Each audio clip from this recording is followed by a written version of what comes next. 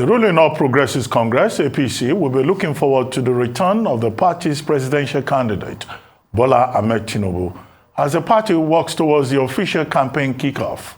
According to reports, the meeting between the All Progressives Congress, APC, governors, and the national leadership of the party, led by the national chairman, Senator Abdullahi Adamu, yesterday, failed to reach a compromise on the commencement date for the 2023 elections campaign. The APC meeting was aimed at strategizing on the campaign activities and timetable of the ruling party. The meeting came nearly 2 weeks after the party's Presidential Campaign Council, PCC, released a 422-member campaign list, which plunged the party into crisis. Members of the APC National Working Committee had frowned on the release of the campaign list without recourse to the leadership of the party. Joining us on this show this morning, right now, as we discuss the party's preparations ahead of the presidential campaign kickoff and the current uncertainty over the official commencement date, is Festus Keyamo, spokesperson of the All Progressives Congress Campaign Council. Welcome to the morning show, Festus Keyamo. Thank you very much for joining us. Thank you for having me. Well, quickly, let's start with the meeting that took place yesterday, starting at 3 o'clock and went on 4 hours, about the campaign council of the All Progressives Congress, your party. What were the major highlights? There have been reports in the papers, but as someone who was there, what are the major highlights? And when would the campaign start officially? Other political parties haven't started theirs. Thank you very much.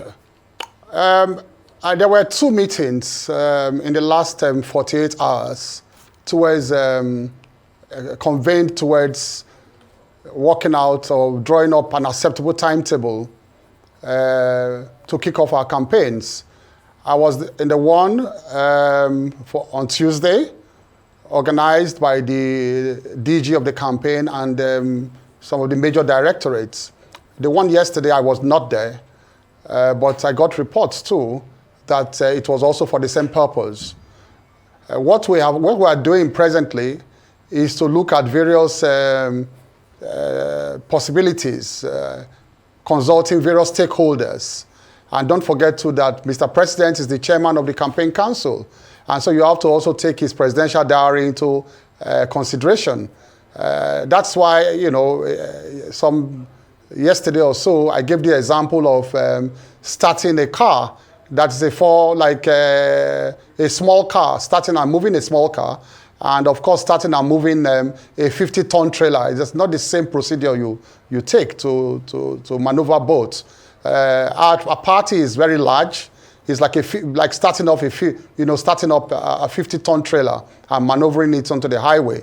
It's a much more complex process than these small parties running all over the place. Okay, 2 things. Mr. Keyamo, where is your candidate? Where is your presidential candidate? A lot of people have been asking about his whereabouts. Where is he? When will he be back to the country? And secondly, why does he need to release a proof of life video? Because the indications that signs are things are not well. Even the African editor of The Economist had to say it's a bad sign for a presidential candidate to release a proof of life video. So where is he? What's even going on as we speak? The opinion of a journalist in London or US somewhere is not the barometer by which we judge our own affairs here. So I will not accept that you quote one journalist somewhere in London as a barometer by which we judge our affairs. But let me also say that our candidate, my information is that he's hale and healthy. That is the information I got as of this morning. Hale, healthy. He's out of the country and will be back in a number of days. It's as straightforward as that. There's no controversy, no indication that there should be cause for concern. I do understand that he's a candidate for an election, but you should also understand that he's not president too, to issue a statement every minute as to where his whereabouts. The standard is not as high as being the president of Nigeria. He's just a candidate. Okay. Yes, he has some responsibility towards the electorate. I do agree. But the standard is not as high as a president in office who should, at every point in time, issue statements as to his whereabouts. Mr. Keyamo, so why did he release the message on his official verified Twitter handle that some people say I'm dead, but this is, hey, my proof of life video? He had to release an official statement. So why is he away? Is he sick? What is going on, really? Why is he away in the first place when the campaigns have started? Is he sick? Well, it appears that you put him in a catch-22 situation. Now, the rumor mill is agog that something is wrong with him, and he says nothing for 1 or 2 weeks, that is also an extreme situation, you will agree. Now, if he says something, you now say, why does he have to say so? Why does he have to prove that he's alive? So you put him in a catch-22 situation.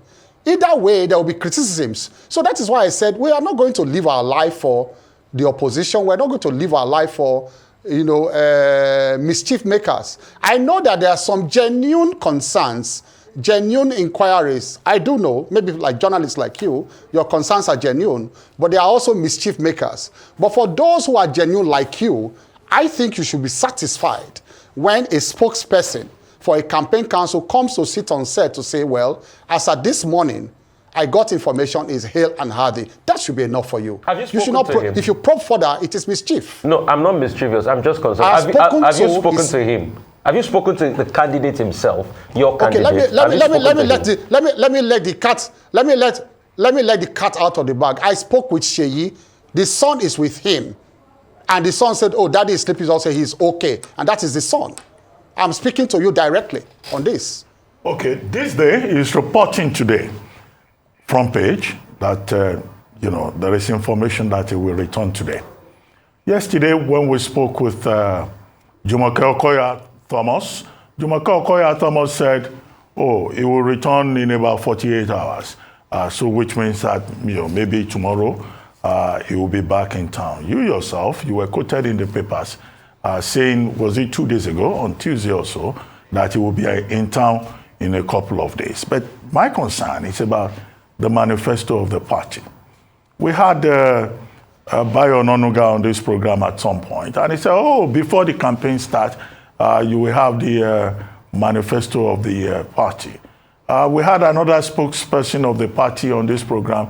The person said, oh, don't worry, our manifesto will be out there very soon. The only thing we can hang on to in conversations that we have had is that, look, the APC is campaigning on the record of President Buhari and on the performance of Asiwaju Tinubu in Lagos.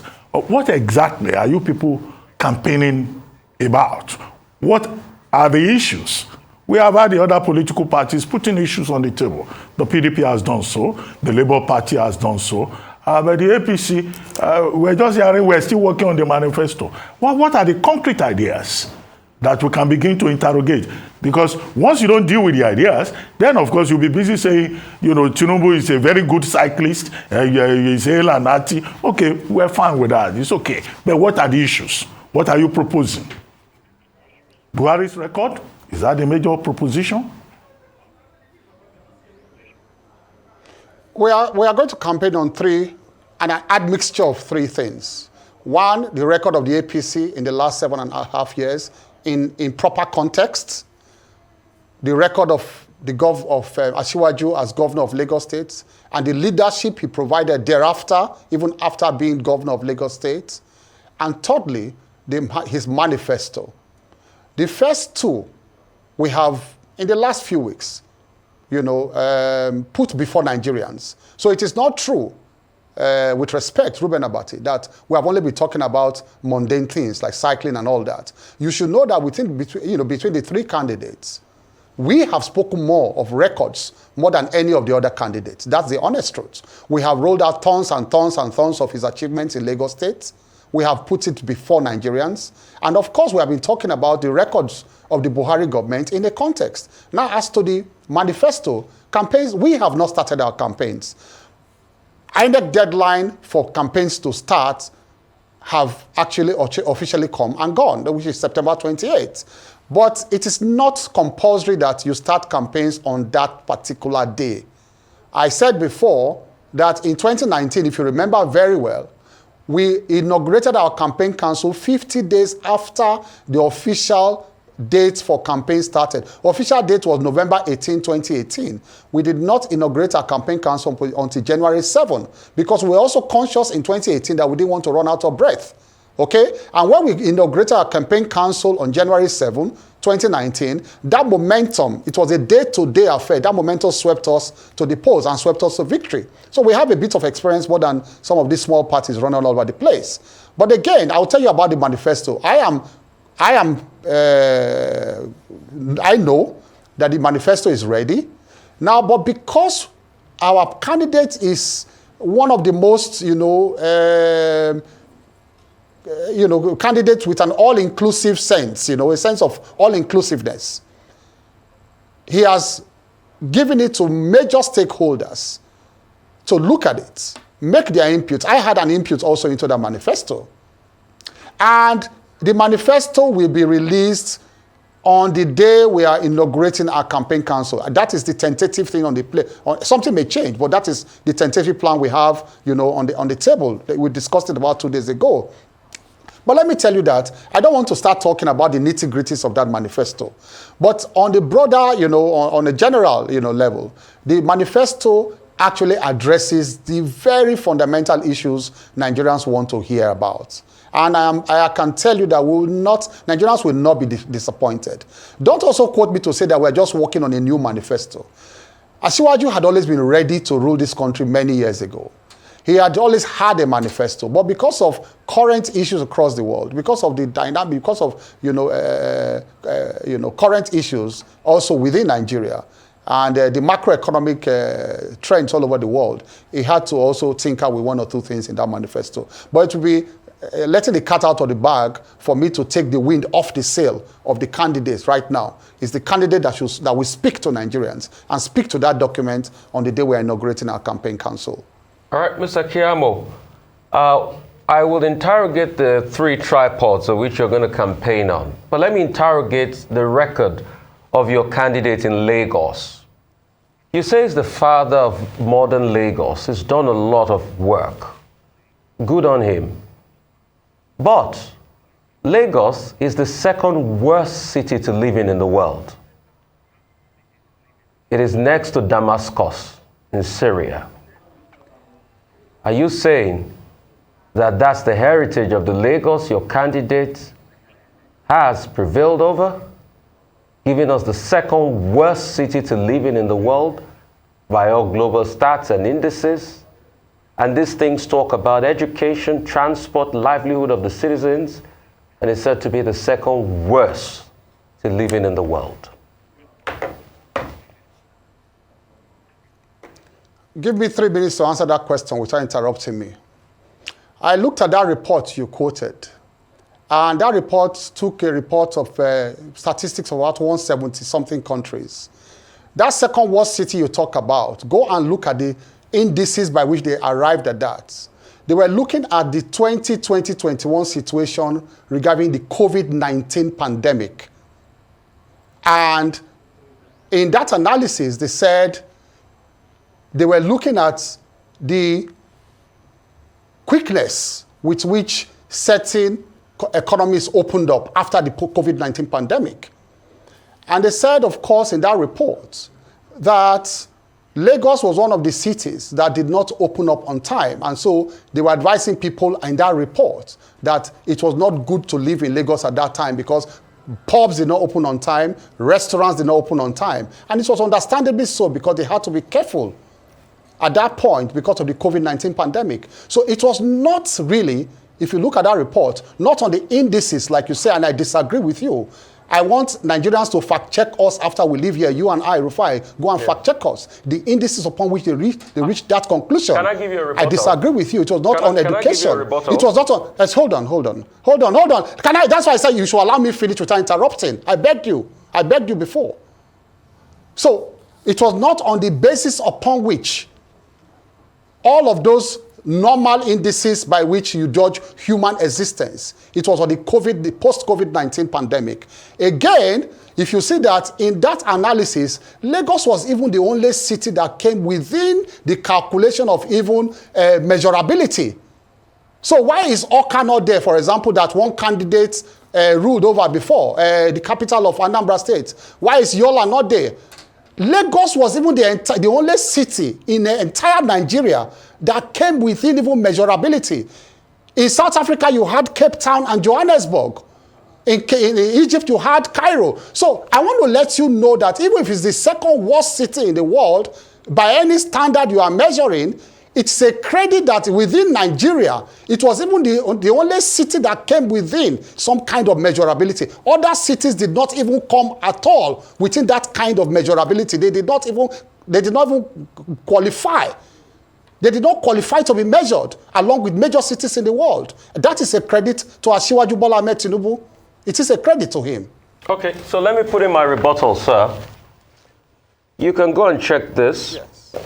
As at the 14th of August 2018, the Premium Times wrote a report, still based on the EIU, that Lagos is the third worst city to live in.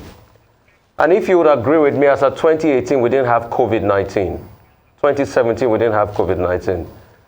So I've put an argument in there, and this can be fact-checked by all between you and I, that nullifies your argument that the precept on that report was just about COVID-19. Prior to COVID-19, Lagos has always been voted the third or second worst city to live in. I'm giving you a 2018 report. You can go fact check me. That's a Premium Times report, 14th of August 2018. Okay, I am giving you a 2021 report. You are giving me a 2018 report. I am giving you a 2021 report. And then Rufai. Now, what you should look at in order not to mislead Nigerians is the movement of Lagos from 1999, the movement on that scale from 1999 to 2018. So for instance, if you go back to 2019, to 1999, what does that report say? I'm not sure at that time that report has started grading cities across the world. So what we should be looking at is the movement from where Lagos was to the point that report came in 2018. So you cannot take a report out of context, because what we are talking about, we're not saying Lagos is now El Dorado. Our argument has always been that there has been an upward scale from where Lagos was in 1999 to the point Asiwaju handed over and up to what we have now. For example, will you argue, for example, that the heaps of refuse in Lagos in 1999 is the same heaps of refuse we have now? Will you argue that the bar beach that was driving people out of VI in 1999, you still have that kind of crisis there now on Victoria Island? So look at the movement in the scale. Don't take a report out of context in a particular year. And I am telling you that it is better to quote the most recent report. The most recent report is the 2021 report. And I'm telling you that instead of quoting a 2018 report, go and look at a 2021 report. Don't quote old reports to Nigerians. Okay. And let Nigerians look at the indices upon which the 2021 report was made. Let Nigerians look at the indices. Okay, Keyamo, can we make progress? The first one. How do you manage? Right, let's do that. How do you manage to combine, this campaign work with your responsibilities as Minister of State for Labor and Employment? Many Nigerians are concerned that some of you are holding very important positions in government, but you've gone fully now into campaign, and that amounts to shortchanging Nigerians. And at a time when, there are many labor issues, ASU strike is there, but we see, the Minister of State who should be serving Nigerians, defending a candidate of a party so partisanly, whereas you are a Minister of the Federal Republic, not necessarily of the APC. That's one. The second thing is your reaction to the recent ruling, I think by the Court of Justice in Wite, indicating that look, anything that was done by the Buni caretaker-led committee, the APC, will be considered null and void in the light of constitutional provisions. And we've discussed this on this program, that at the time, you sounded a note of warning, that this could have very serious implications for the future of the party. And you've been quoted by other persons who came on this program. So now that your position has more or less been upheld by the court, do you share the view of those who also say that this will have implications even for your candidate and other persons that emerge, through the process that was presided over by Mai Mala Buni, regardless of the fact that some others are saying, oh, the convention ratified everything that was done by the Buni-led caretaker committee. Those two issues. Thank you. Two questions rolled into one. Let me answer the first one first. I have a responsibility towards my party. At the end of every month, they take a certain amount out of my salary and they pay to the party. It has been happening since 2019 when I was appointed the Minister of the Federal Republic of Nigeria. So I do have a responsibility towards my party too, and it behoves on me to juggle my time very well to ensure that one does not interfere with the other. I have a responsibility to campaign for my party and to campaign on the records of the government in which I serve. For example, if I leave here now, this morning I'm going straight back to my office at the ministry and to start work.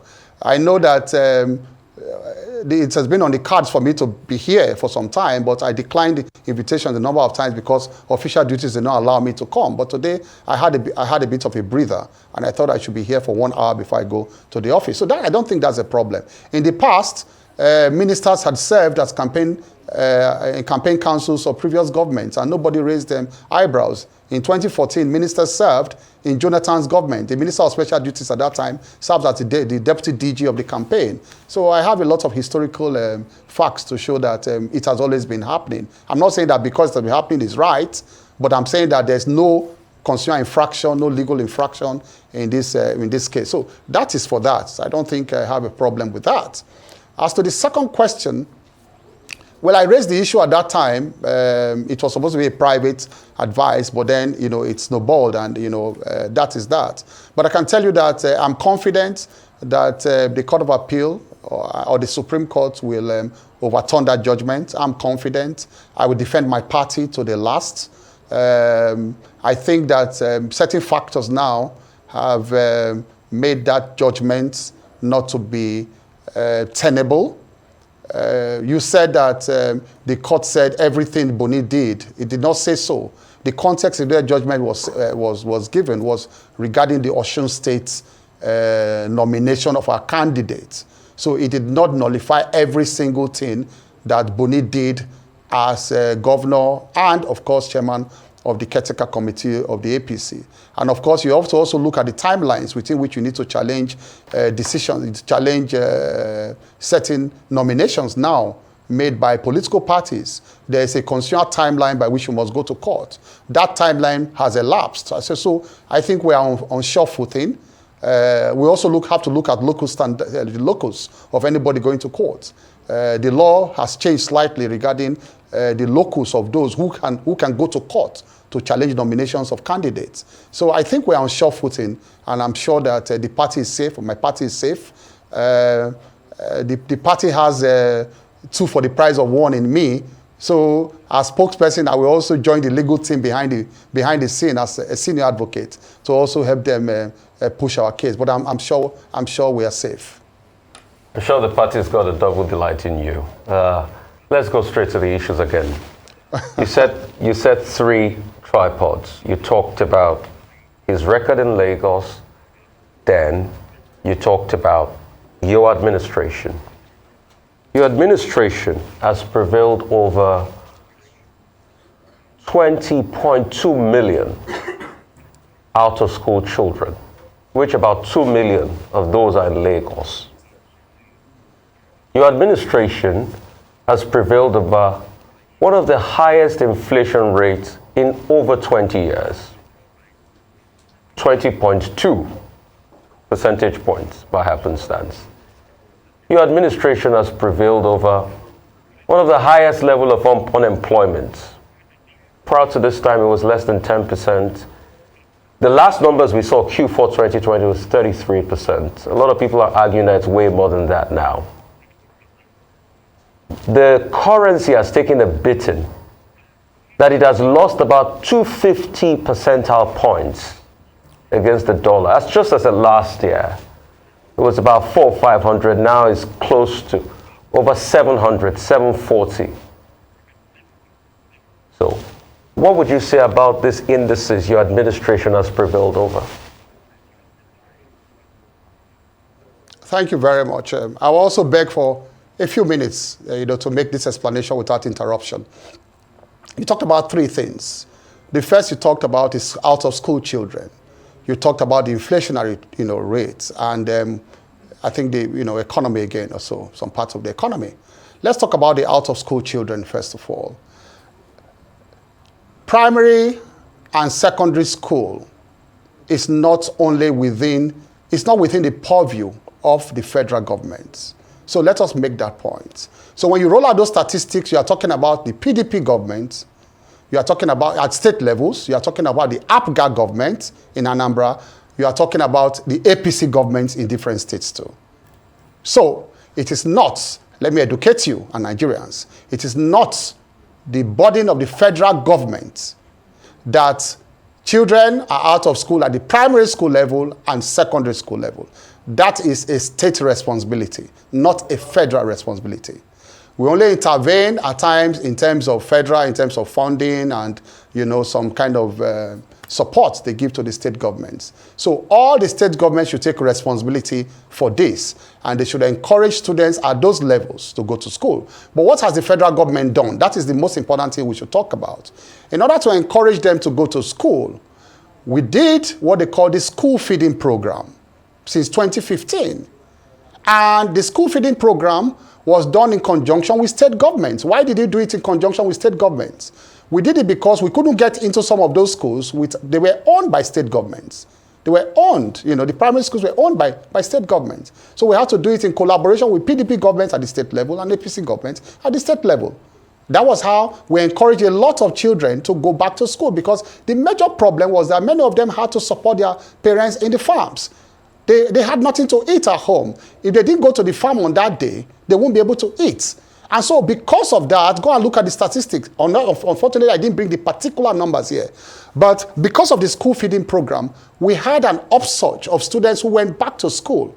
Children, who went back to school in order to get a good education. So we at the federal level, we made some effort at that level to support state governments to ensure that children went back to school. So it's not the responsibility alone of Buhari. People should not be shouting Buhari, Buhari, that students did not go to school. It's the responsibility of all tiers of government. Secondly, that also goes for employment. Yes, I agree that the numbers are not salutary. Yes. Before COVID, it was 23%. After COVID, it rose to 33 or 34%. That is not salutary. I agree. But however, go and look at the figures by the National Bureau of Statistics, NBS figures, and look at state by state level of unemployment. It's not that of the federal government alone. Some of the opposition party states have the highest number of unemployed persons. It's the responsibility of state governments, local governments to employ people, not the responsibility of the federal government alone. What the federal government does is to provide the enabling environments, is to provide enabling policies that can make people get employment. What have we done in this regard? What we have done is to ensure that we shift focus from orthodox employment, where they give print letters for people to say, come, you should be employed, you have been employed, you have probation for 6 months. We have generated a lot of programs to skill up Nigerians. The Empower program was there, whereby even graduates who did not get employment were brought into some kind of net to acquire some kind of skills so that they can be self-employed. If you look at the budgets of the federal government from 2017, 2018 up till now, you had a lot of components in those budgets that had talked about, skill acquisition, both at the level of Ministry of Employment and Labor and its agencies, and then like SMEDAN, some of those agencies under the Ministry of Trade and Investment, and also there were a lot of monies pumped into skill acquisition programs to ensure that Nigerians are skilled in order to employ themselves. Again, if you look at the concentration of agriculture in the last 7 years, the federal government ensured that many people went back to the farms. They went back to the farms in order to be self-employed. And because of the program on fertilizer we had that encouraged a lot of farmers to go back to the farms. A lot of people got employed again through agriculture. We asked the MPS some time ago whether they could capture the number of people that could get employed, that have been employed in agricultural sector and all of those informal sectors. They don't have the tools. The MPS doesn't have the tools to capture the number of those employed in those sectors. If the MPS can up its scale to capture some of those statistics, I am sure we are going to have some good numbers. So it is about the effort we have made, despite all the global lockdowns and all the global negative statistics, global negative issues we had, that we still had to make all of these efforts to ensure that we up the scale. The point is that the number of jobs we are creating are far less than the number of people that are coming to the job market almost every year. But then the future is bright. Why? Because we are concentrating a lot on infrastructure. It is sure that when you have a lot of infrastructural investments, then you are opening up the market for a lot of employment. And that, I think, the next administration will benefit from. Now, you talk about inflation. We have had the highest inflation. Okay, I thought I was going to inflation. Well, there will be more than enough time for you to talk about the achievements of the administration. And, Nigerians can make up their mind. Okay. But we have very limited time. I wanted to draw your attention to the fact that Gbenga Omotosho, the Commissioner for Information, he has tried to, intervene in the matter of the reference to Lagos State. And he sent a WhatsApp message, if I may just read it. He says, what is all the talk about Lagos being the worst city in the world? What are the compilers of such dubious reports looking for? Lagos attracts the highest inflow of foreign investments in Africa. Our entertainment industry is the envy of the world. We led the African challenge against COVID-19. We're the startup capital of Africa, and our youth in the tech system are getting global recognition. Why parrot such questionable reports that are of no purpose just to put us down? Politics? Where is our sense of patriotism? Gbenga Omotosho. Okay, that's Gbenga Omotosho, Commissioner for Information, also intervening and using the opportunity also to do political marketing for Lagos State, or if you like, marketing communications. But there's something I need you to clarify. When I raised a question about the ruling of the court of the Federal High Court of Justice Emeka Nwite in the Osun gubernatorial case, at issue, which was your old argument, was at Section 183. That's what is at issue. That you can't be governor holding an executive position and also hold an executive position. And the court also referenced Section 82. So, there is also the Buni factor in it. And the whole reason was that in the July election in Osun State, as the court pointed out, it was the Buni administration in the party that submitted the forms. Okay, and I said, you had warned, at the time that this could be a problem. Counsel to the affected person says the matter will go on appeal immediately, maybe all the way to the Supreme Court. It's good to test the law. But now you are saying, as a party loyalist, you have changed your position. Is that what I heard you saying? I just want a clarification. That you have changed your position, you only do what is good in the interest of your party. No. I just want thank God you asked again so that I was not misquoted. Yes, thank God you asked again. I never said I've changed my position. I've said because of certain technical issues, I think we are safe. For example, the timelines you have between which to challenge certain decisions in court. So please don't misquote me. I said the timelines you have and issues of locus. Who has a right to go and challenge it in court? And the timeline you have to challenge your decisions in court. That's what I said. Okay. I didn't say anything, different from what I said before. Yes. Okay. I said on those bases, I think we are safe. Okay. Well, thank you very much, Festus Keyamo, for joining us on the morning show today.